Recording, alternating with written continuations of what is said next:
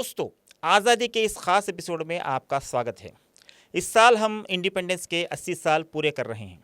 आप सभी को आज़ादी के 80 साल पूरे होने पर दिल से बहुत बहुत मुबारकबाद। 80 साल एक लंबी जर्नी है। इन 80 सालों में भारत ने बहुत कुछ हासिल किया। डेमोक्रेसी को मजबूत बनाया, इकनॉमिक को आगे बढ़ाया, टेक्नोलॉजी में तरक्की की और दुनिया में अपनी एक अलग पहचान बनाई। लेकिन आज हम अचीवमेंट्स की कोई लिस्ट नहीं बनाएंगे। आज हम थोड़ा रुकेंगे, पीछे मुड़कर देखेंगे और उससे एक सीधा लेकिन एक मुश्किल सवाल पूछेंगे। 80 साल के आज़ादी के बाद क्या हम वाकई एक दूसरे के और करीब आए हैं? क्या हम एक हिंदुस्तान के तौर पर साथ चलना सीखा है, या हम अपनी अपनी पहचान के गिर्द और ज़्यादा सिमट गए हैं? इसी सवालों से शुरू करते हैं आज़ादी के 80 साल का एक ख़ास सफ़र। और इन मुश्किल सवालों पर खुलकर बात करने, इनके गहराइयों को समझाने और उन्हें एक अलग नज़रिया देने के लिए हमारे साथ है senior journalist S A. Isaqi sir. Isaqi sir, आज़ादी के 80 साल पूरे होने पर आपको दिल से बहुत बहुत मुबारक, और कैंडिड टॉक्स में आपका फिर एक बार बहुत दिल के गहराइयों के साथ स्वागत करते हैं। आपको भी, आपके दर्शकों को भी यौम आज़ादी के मौके पर बहुत बहुत शुभकामनाएं मेरे तरफ से भी। तो आप मेरे को यहाँ पे स्टूडियो में बुलाने के लिए आपको बहुत बहुत शुक्रिया।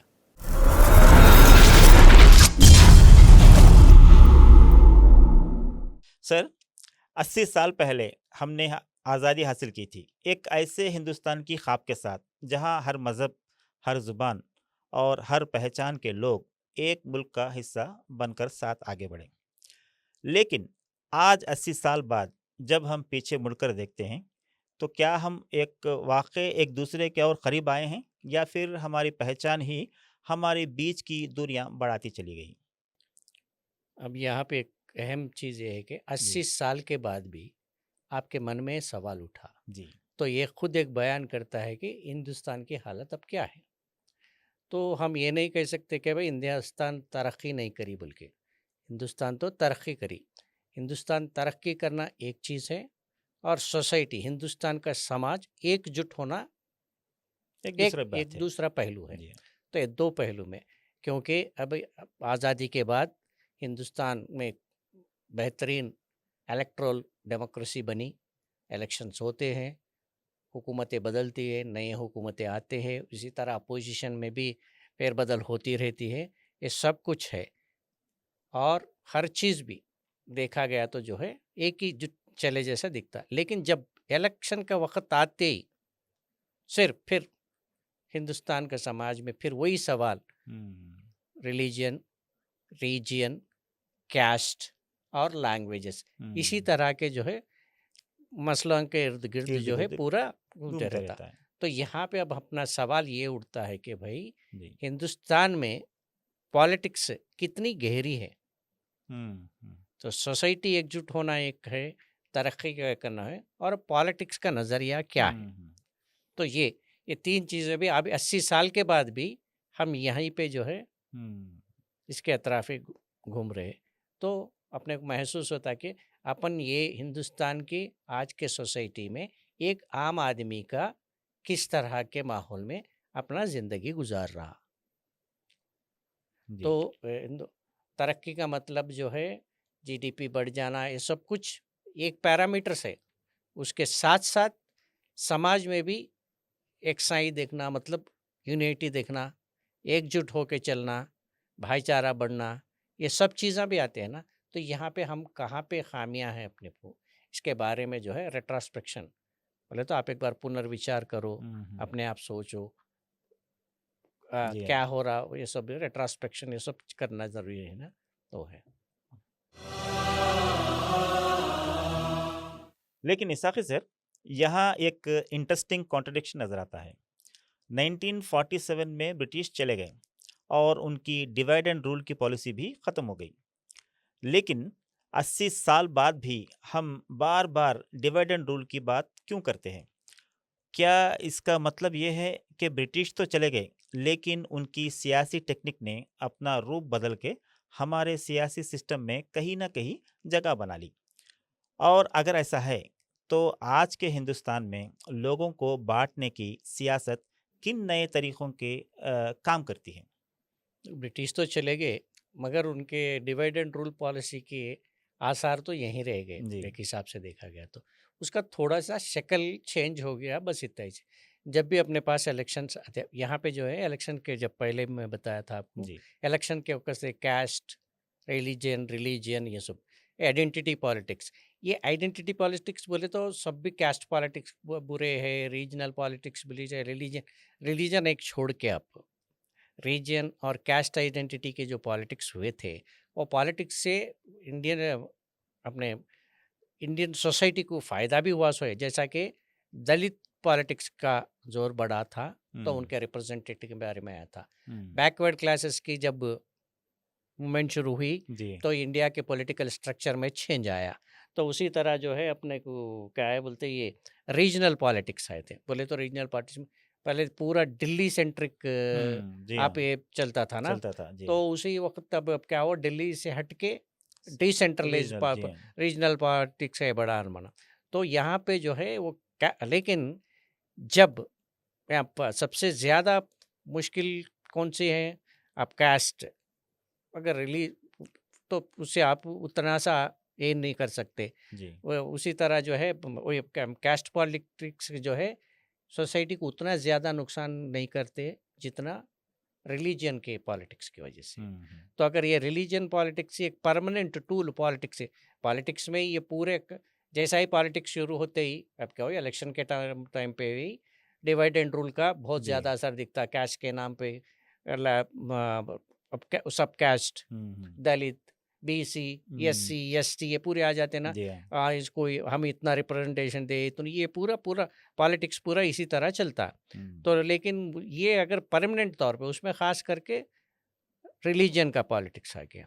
रिलीजन के पॉलिटिक्स आगे जाने का अगर एक परमानेंट टूल बन गया, वो हुँ, सोसाइटी के लिए जो है खतरा साबित हो सकता है। हुँ। और डेमोक्रेसी में इस तरह के रिलीजन और परमानेंट एक टूल बन के उसको डिवाइड एंड रूल पॉलिटिक्स को और कंटिन्यू हो रहा, तो डेमोक्रेसी डिस्टेबलाइज्ड हो जाता है। डेमोक्रेसी का जो फैब्रिक है वो हिल जाता है। वो अब आप अभी आप ऑलरेडी आपको इंडिया में 80 साल के बाद भी अब आप, क्योंकि नफ़रत के पॉलिटिक्स बोल के अब हुँ, ये जो हुँ। चल रहा, तो नफ़रत का पॉलिटिक्स का सोसाइटी बन जाता है। जी हाँ। एक दूसरे को शक की नज़र से देखना, एक कैस्ट दूसरी कैस्ट की तरफ और थोड़ा वही शक पैदा होना, रीजन, रिलीजन, एवरीथिंग। तो क्या होता उसके बाद में इमीडिएटली सोसाइटी में अनरेस्ट क्रिएट होता। हुँ। ये सब किसके वजह से हो रहे हैं? सब only because of politics. Politics. इसीलिए इंडिया में पॉलिटिक्स कितने गहरी है, हुँ। उसके ऊपर नज़र रखना है पहले। जी हाँ। सर, तो क्या आइडेंटिटी की सियासत, आइडेंटिटी के नाम पर सोसाइटी को बाँटना, ये दोनों अलग चीज़ें हैं?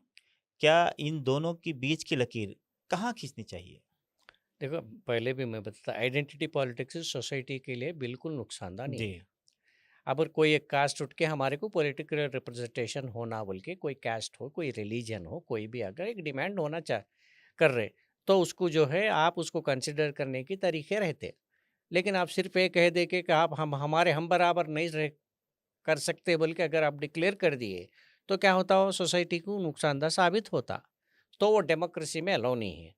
तो उसी तरह के पॉलिटिक्स जो है अपने अपने को देखने को मिल रहे, तो मेनली हुँ। तो इसीलिए इसमें छोटा सा ये क्या है बोले तो, अब क्या, कैस्ट में भी इस तरह का, ये कैस्ट में भी हो सकता है। जी, जी। कास्ट में होता है, रीजन में होता है, रिलीजन में होता है। जी। कोई रिलीजन आइडेंटिटी चाह रहा, जैसा कि अपने पास से अलहदा स्टेट हुँ, के हुँ, हुँ। मूवमेंट्स हुए, जी। नहीं नहीं नहीं हम अब ये नहीं करते बोले तो हाँ। ना, हार्ड बर्न हो जाता। जी। उसी तरह ऐसी इसमें सपोज एक रिप्रेजेंट, हमारे को ये एरिया में हमारा कास्ट ज़्यादा है, हमारे को यहाँ पे एक सरपंच का रिप्रेजेंटेशन पॉलिटिक्स आप देना ही है। इसीलिए रिजर्वेशंस भी लेके आए ना, वार्ड्स डिवाइड करो, कास्ट एससीज को इतने, एससीज को इतने, अब आप ओबीसीज को सॉरी इकोनॉमिक बैकवर्ड रहे। इसमें पॉलिटिक्स में सबसे बड़ा फार्मूला क्या है, आपको लोगों को पॉलिटिक्स, मेन पॉलिटिकल सिस्टम के वजह से ही सोसाइटी में आपको एक तरफ से एक आपसी इख्तलाफात, कास्ट के नाम पे हो, रिलीजन के नाम पे हो, रीजन के नाम पे, ये इख्तलाफ किस वजह से आ रहे हैं? बिल्कुल पॉलिटिक्स के नाम पे आ रहे हैं। जी। पॉलिटिक्स में एक ईज़ी फंदा क्या है, एक प्रॉब्लम यानी एक मुद्दे के और पूरे लोगों का ध्यान बटोरना मुश्किल है। हुँ, लेकिन एक शख्स को आप एक ब्रांड करके उसके खिलाफ करना पूरे लोगों को बहुत ईज़ी है। जी हाँ। तो हमेशा पॉलिटिक्स वही खेलती है। तो कभी-कभी देखो आप कोई हो तो एक बड़ा मसले की तरफ चले जाते रहता है इश्यू। सडनली उसको लेके जाके एक इंडिविजुअल का मसला बनाए जैसा एक शख्स को लेके आके खड़ा के पूरा जो है उसको ये करने की कोशिश करते। स्टूडेंट का मामला चल रहा तो लीडर ऑफ अपोजिशन को बदनाम करके हुँ, पूरा इश्यू उधर करने के वास्ते, नहीं कहीं बेरोज़गारी के चल रहा बोले तो नहीं बेरोज़गारी नहीं है, सिर्फ़ वो है पूरे लोगों को जो है एक तरफ कोई ना कोई मामला उठा के, कोई ना कोई इश्यू उठा के एक एक है। इसीलिए एक एक मसले को तरफ पूरे लोगों के ध्यान बटोरने से पहले एक शख्सियत तौर पे एक को बदनाम करके पूरे लोगों को उसके खिलाफ कर देना वो इजी है। तो हमेशा यही पॉलिटिक्स खेलते हैं। हुँ, तो ये सोसाइटी को नुकसानदायक है। जी। सर, एक और अनकम्फर्टेबल सवाल, क्या 80 साल के डेमोक्रेसी के बाद हम एक सोसाइटी के तौर पर सिटीज़न से ज़्यादा वोटर्स बन गए हैं? यानी क्या हम अपने हक़ या ज़िम्मेदारी और देश के लॉन्ग टर्म फ्यूचर से ज़्यादा इस बात को इम्पोर्टेंस देने लगे हैं कि इलेक्शन में किसको वोट देना है? तो पिछले कई सालों से आप भी देखते रहते हैं और जी। काफ़ी कई इलेक्शंस में वोटिंग वगैरह करे होंगे। तो एक पॉलिटिशियन के नज़र में आप एक अच्छे शहरी है या आप अच्छे वोटर है, जी। आप खुद अच्छे अंदाज़ा लगा श सकते। होना तो पॉलिटिशियंस चाहिए अच्छे शहरी, मगर हम अच्छे पहले वोटर बन जा पहले रहे हैं। कोई भी पॉलिटिशियन जो है आपको एक अच्छे शहरी के तौर रूप में पे तो नहीं इंडिया देखना में नहीं चाहता। देखता। इस तरह का जो है माहौल इंडिया में हुँ, क्रिएट होके है, जब भी इलेक्शन होते ही जाके कैश के तौर पे हुँ, वोट बटोरने की कोशिश। इसीलिए जो है कहीं-कहीं आप इलेक्शन के दौर अपन वो भी न्यूज़ देखते रहते कि भाई एक पार्टी वाले जाके एक कम्युनिटी को जो है अपने तरफ करने के वास्ते हुँ, कुछ वहाँ पे ये कर दिए, पूरे वोटां को वहाँ पे जो है कहीं-कहीं कम्युनिटीज़ में जो उनके रीत और रिवाज के हिसाब से कहीं उनको अगर प्रॉमिस कर दिए हम आपको ही वोट करते बोले वो तो वो लोग प्रॉमिस करके पूरे एकजुट होके वोट करते ही या नहीं तो उनको कोई दूसरे बेनिफिशियरी बेनिफिट्स दिखा देना कुछ फ्री बीस ये करना। तो आप सिर्फ इंडिया में अब वोटर का हाल ये हो गया कि भाई सिर्फ वोट के दिन यानी इलेक्शन के टाइम पे जैसा कि अब आप हाल 2 दिन से आप एक न्यूज़ चल रहा आप के नज़र में आई नहीं आई जी। मेरे को नहीं कि उत्तर प्रदेश में वहाँ के खवातीन को जो है अब 50,000 रुपीज़ का हुँ, हुँ, फाइनेंशियल असिस्टेंस मिलने वाला है बल्कि रिसेंटली शुरू हुआ। जी हाँ। हाँ 2-3 दिन से हुँ, हो रहा वो अभी तक गवर्नमेंट से कोई डिनाइल वनाइल तो नहीं आया हुँ, फिर आया होगा नहीं हुँ। मालूम ये क्यों हो रहा क्योंकि इलेक्शन है नेक्स्ट उसके आगे। इलेक्शंस अभी कितने 6-7 महीने में जी इलेक्शंस हाँ। होने वाले हैं। हुँ, अब बिहार में क्या हुआ था वो जीविका बहन कुछ स्कीम था छोटी उसमें बहना जी हाँ। हाँ वहाँ पे दे दिए। हुँ, महाराष्ट्र में क्या हुआ लाडली बहना, मध्य प्रदेश में भी लाडली बहना स्कीम वुमन के हाथ में क्या बोलते हैं फाइनेंशियल बेनिफिट दिखा दिए, अपने तरफ वोट के पूरा बटोरने की कोशिश करें। यानी कोई कैश के नाम पे ले लो, कोई फ्री बीस के नाम पे ले हुँ, लो, कुछ भी ले लो। इलेक्शन के वक़्त आपको जो है एक बेहतरीन वोटर दिखेंगे आप। उसके बाद आप इस मुल्क के शहरी है या नहीं है, वो फिर अलग तौर से हुँ, जो हुँ। है अब नौबत ऐसे भी आ गई कि भाई आपकी सिटीज़नशिप भी आपको जो है इंडिया में प्रूव कर प्रूव लेने कर की लेने की सिचुएशन का है भाई हुँ, 8 इयर्स के इंडिपेंडेंस के बाद में हम अभी ये अब हुँ, हुँ, देख रहे हैं। जी, तो सही अब है। अब दर्शक भी अब ये शो देखने वाले व्यूअर्स को मेरे भी ये समझ में व्यूअर्स आना को भी ये चाहिए समझ में आना है कि आप एक अच्छे शहरी है या या अच्छे एक अच्छे वोटर हैं। सिर्फ वोटर है।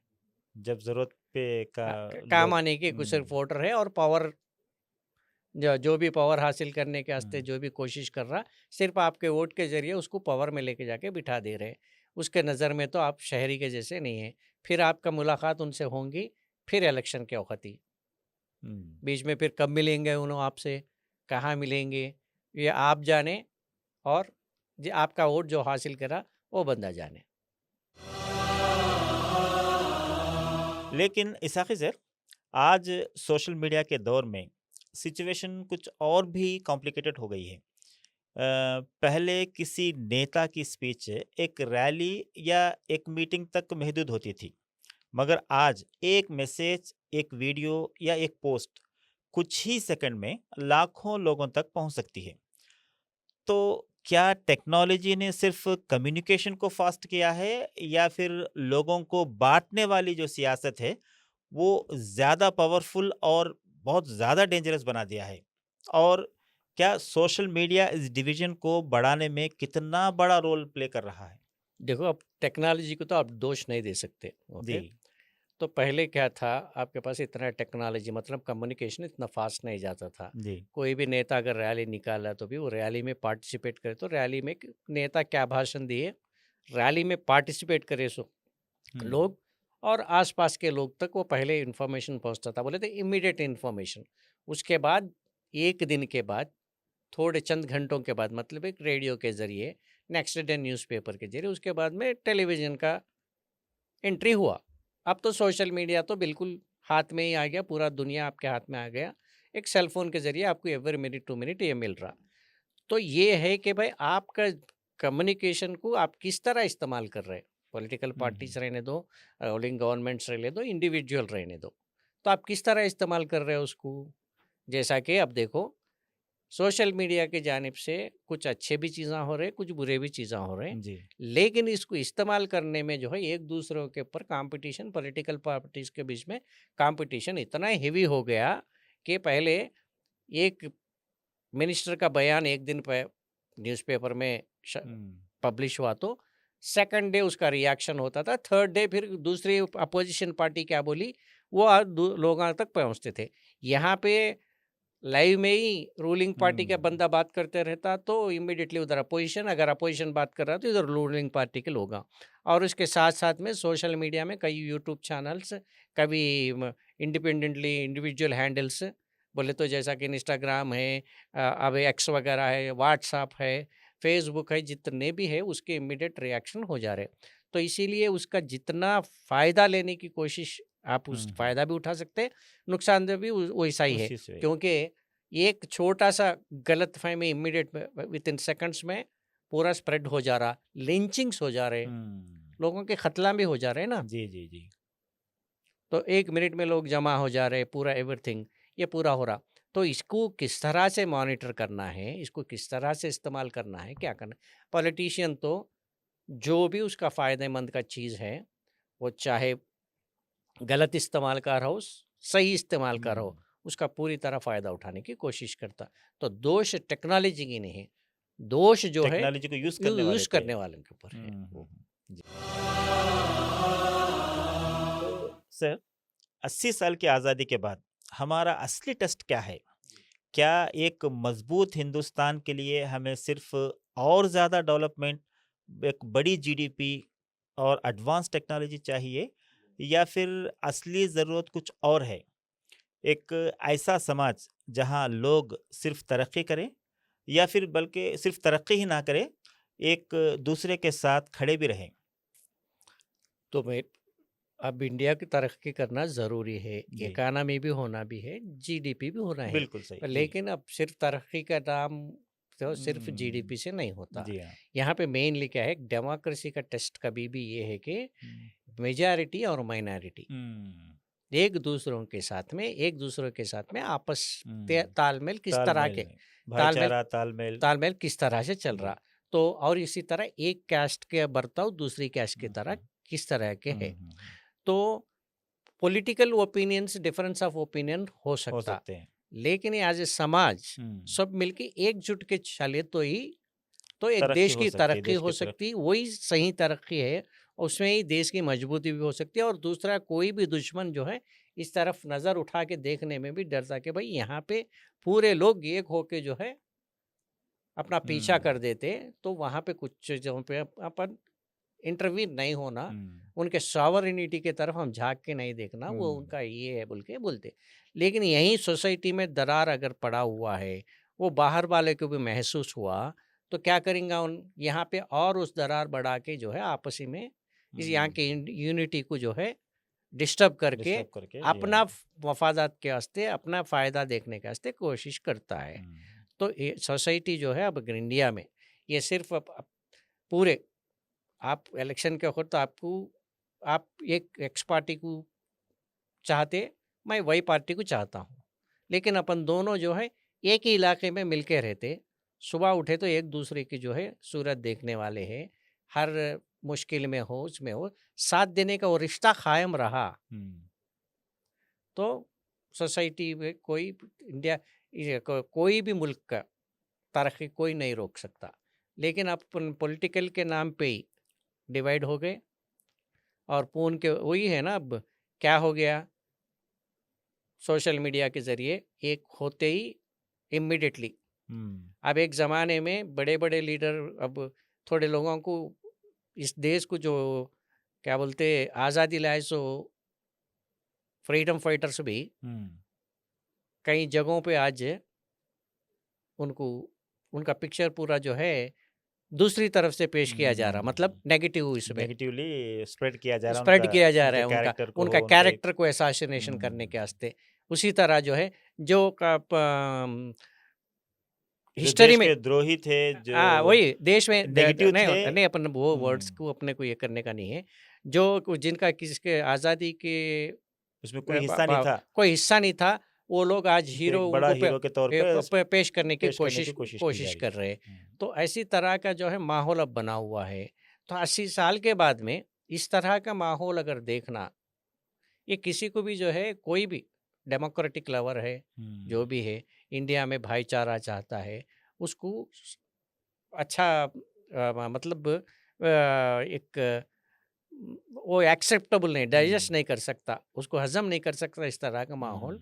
लेकिन अब देखना चाहिए कि आइंदा चल के थिंग्स और बेटर हो, लोगों में भाईचारा बढ़े, यही अपन क्या बोलते आप यही विश कर साथ देते रहे, विश करना चाहिए, हाँ वही विश बल्कि करना तरक्की हॉरिजेंटली वर्टिकल दोनों तरफ से दोनों तरफ से होना चाहिए, तो वही कामना कर सकते हैं। मगर अब ऐसा हो गया कि अब थोड़ा आप अपना ओपिनियन जाहिर करने में भी आप कुछ वर्ड्स कम्युनिकेट नहीं करे तो भी उससे भी गलती निकाल के आपके ऊपर जो है इल्ज़ाम थोपने की कोशिश कर रहे। तो इस तरह का माहौल जो है 80 साल के बाद भी देख रहे तो थोड़ा सा खटकता ना, तो वो वैसा सिचुएशन है। तो सर शायद आज़ादी के 80 साल का सबसे बड़ा सवाल ये नहीं है कि हमने क्या हासिल किया, बल्कि ये है कि 80 साल आज भी हम किस चीज़ से आज़ाद नहीं हो पाए। तो देखो 1947 में अपने को आज़ादी मिली, 1950 में अपना खुद का कॉन्स्टिट्यूशन बना लिए, 80 साल के बाद भी फिर मैं पहले ही आपको बताया था कि फिर वही सवाल पे आए कि अपने को आज़ादी किस चीज़ से अपने को आज़ादी नहीं मिली। तो ब्रिटिश वाले तो अपना डिवाइड एंड रूल पॉलिटिक्स यहाँ छोड़ के चले गए। तो अब अपने को क्या है, ये हेटेड मतलब ये नफरत की सोसाइटी से एक दूसरे को परमानेंट का दुश्मन देखने की आज़ादी, इस तरह के पॉलिटिक्स से अब नेक्स्ट चैप्टर यही होगा कि भाई इस तरह के पॉलिटिक्स से अब हिंदुस्तान आज़ाद होना चाहिए। एक नफ़रत की, एक दूसरे की जो है हेटेड की, मतलब एक नफ़रत की पॉलिटिक्स वो हेटेड पॉलिटिक्स है, और दूसरी जो है प्रिजुडिस, आपको देख के दूसरा ये हो जाना है पॉलिटिकल का, ये जो है ना एक दूसरे से जो है जलन की पॉलिटिक्स, और तीसरा ये जो है कि परमानेंटली आप मेरे दुश्मन हैं इस तरह का नज़र दिखने का जो है, जैसा कि अब हो गया ना ये माइनॉरिटी मेजॉरिटी पॉलिटिक्स, 80 बनाम 20 हिंदू मुस्लिम, इस तरह के पॉलिटिक्स से अब इंडिया को रियल आज़ादी चाहिए, और जो है इंडिया सब एकजुट होके यहाँ पे भाईचारा बढ़ना है। ऐसा मैं वही बता रहा था ना, 80 साल के बाद तो कम से कम अब यही कामना करना है, हर एक शरीफ शहरी जो है यही कामना करना है और देश को मजबूत करना है। आज की इस गुफ्तगू में हमने आज़ादी के 80 साल को सिर्फ एक सेलिब्रेशन के तौर पर नहीं, बल्कि एक सवाल के तौर पे देखने की कोशिश की है। आपने जिस गहराई और बेबाकी के साथ इन मुश्किल सवालों पर अपनी बात रखी, उसके लिए कैंडिड टॉक्स की पूरी टीम की तरफ से आपका दिल से बहुत शुक्रिया। आपका भी थैंक यू। तो दोस्तों, 80 साल की आज़ादी हमें बहुत कुछ याद दिलाती है। हमने क्या हासिल किया, कहाँ पहुँचे, लेकिन शायद ये भी सोचना ज़रूरी है कि हमें और कहाँ पहुँचना है, क्योंकि देश सिर्फ सरहदों से नहीं बनता, देश उसके लोगों से बनता है और एक मजबूत हिंदुस्तान सिर्फ तरक्की से नहीं, बल्कि एक दूसरे के साथ खड़े होने से बनता है। तो आज इस आज़ादी के 80 साल पर हम आपसे भी एक सवाल पूछना चाहते हैं। आपके लिए असली आज़ादी का मतलब क्या है? और अगले 80 साल में आप किस तरह का हिंदुस्तान देखना चाहते हैं? अपनी राय कमेंट में ज़रूर लिखें। हो सकता है आपका एक ख्याल किसी और को एक नई सोच देने पे मजबूर हो। वीडियो पसंद आए तो लाइक करें, कैंडिड टॉक्स को सब्सक्राइब करें और इस एपिसोड को अपने दोस्तों और फैमिली के साथ ज़रूर शेयर करें। मैं हूं आपका होस्ट। कैंडिड टॉक्स के एक और मीनिंगफुल एपिसोड में फिर मिलेंगे। धन्यवाद। जय हिंद।